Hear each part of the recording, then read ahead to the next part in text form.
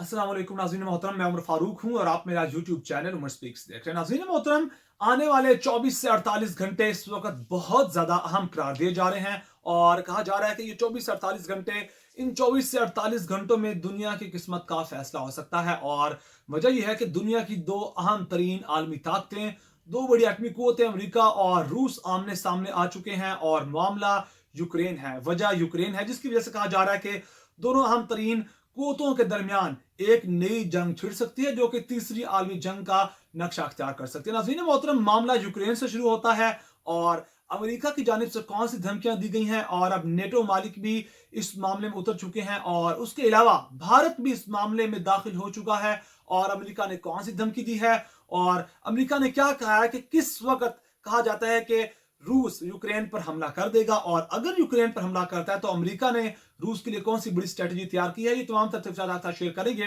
लेकिन उससे पहले मेरा आपसे रिक्वेस्ट है कि अगर आपने मेरा चैनल सब्सक्राइब नहीं किया तो प्लीज मेरे चैनल को सब्सक्राइब कर लीजिए, बेल आइकन पे क्लिक कीजिए और वीडियो को ज्यादा से ज्यादा शेयर कीजिए। नाज़रीन मोहतरम, अमेरिकी मशीर कौमी सलामती टोनी ब्लिंकन ने कहा है कि आइंदा आने वाले 24 से 48 घंटे इंतहाई अहम है और इन 24 से 48 घंटों में रूस यूक्रेन पर हमला कर सकता है। और यही वजह है कि अमेरिका ने अपने तमाम तरीन शहरियों को जो कि यूक्रेन में रहते हैं उनको कहा है कि आप 24 घंटे के अंदर हंगामी तौर पर यूक्रेन छोड़ दें और वतन वापस आ जाएं। और इसके अलावा जो उनका डिप्लोमेटिक स्टाफ है, अमेरिका का हाई डिप्लोमेटिक स्टाफ है, उसको भी वतन वापस आने के अहकाम जारी कर दिए गए हैं। और सिर्फ अमेरिका ही नहीं बल्कि बरतानिया, जापान, नेदरलैंड, नॉर्वे, इन चारों ममालिक ने भी अपने शहरियों को यूक्रेन छोड़ने का हुक्म दे दिया है। और अगर इस तरह के बड़े ममालिक शहरियों को यूक्रेन छोड़ने का हुक्म देते हैं तो यकीनन कोई ना कोई उनको भनक लगी है कि रूस कोई ना कोई हमला करने वाला है। और अमेरिकी इंटेलिजेंस यही कह रही है, बल्कि नॉर्वे के जो इंटेलिजेंस हैं, चीफ हैं, उन्होंने भी कहा है कि अब रूस ने अपना पक्का इरादा कर लिया है कि वो कभी भी यूक्रेन पर हमला करेगा, लेकिन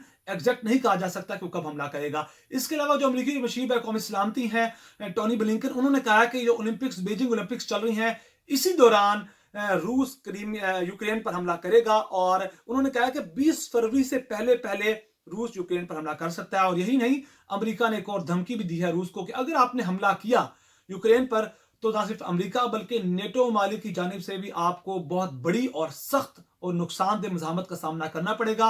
ना सिर्फ मज़ाहमत का सामना करना पड़ेगा बल्कि आप पर पाबंदियां भी लगाई जा सकती हैं। और रूस इस तरह के तमाम तरीन इल्जामात को मुस्तरद करता है।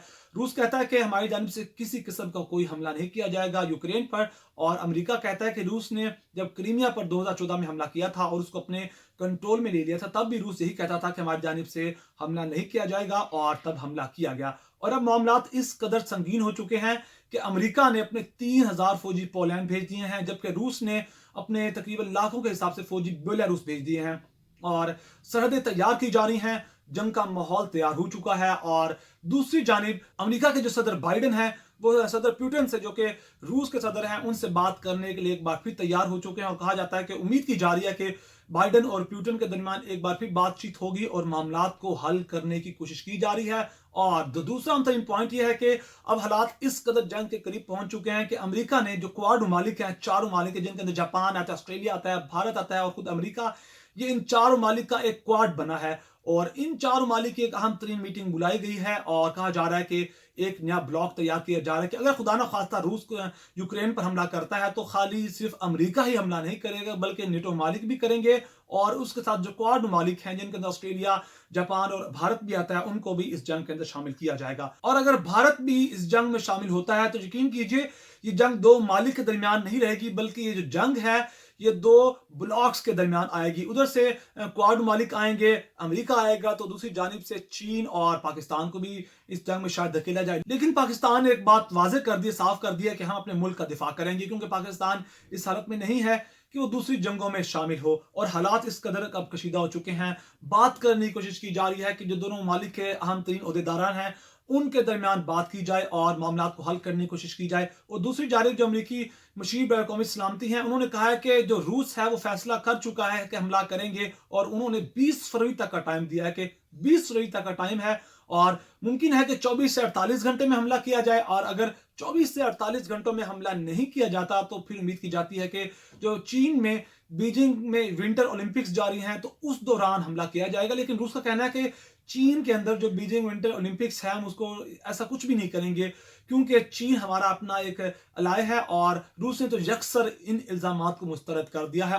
और रूस ने तो साफ वाज़ेह कर दिया है अमेरिका को कि अगर आप हम पर जंग मुसल्लत करते हैं तो हम पूरी तौर पर आपको जवाब देने के लिए तैयार हैं। और रूस वो पुराना रूस नहीं रहा, कमज़ोर रूस नहीं रहा, बल्कि अब टेक्नोलॉजी वाइज रूस अमेरिका से बहुत आगे निकल चुका है और अपनी इकोनॉमी वाइज बहुत ज़्यादा अमेरिका से भी ज़्यादा स्ट्रांग हो चुका है। बल्कि अमेरिका को देखा जाए तो अफगानिस्तान में जो उसने हारा है, जितनी अपनी दौलत हारी है, जितनी अपनी जंग हारी है अफगानिस्तान के अंदर, उसके बाद अमेरिका को एक झटका लगा है और अमेरिका कभी भी अकेला रूस का सामना नहीं कर सकता। और अब देखते हैं कि आने वाले दिनों में ये हालात किस करवट बैठते हैं। और देखा जाए तो अमेरिका भी कहा जा रहा है इंटरनेशनल मीडिया पर कि अमेरिका ने ड्रामाई तौर पर यह कहा है कि रूस हमला कर सकता है। असल में अमेरिका का खुद एक प्लान है रूस को उलझाने के लिए, रूस को एक जंग में धकेलने के लिए, और इसीलिए वो कहा जा रहा है कि अमेरिका ने ड्रामाई तौर पर एक ऐलान किया है कि रूस कभी भी हमला कर सकता है। और रूस ने भी यही कहा है कि हमने इस किस्म का कोई इरादा नहीं बनाया। और अब देखते हैं कि आने वाले दिनों में ये कहानी कहां पहुंचती है। और अगर आपको मेरी वीडियो पसंद आई तो प्लीज मेरे चैनल को सब्सक्राइब कर लीजिए,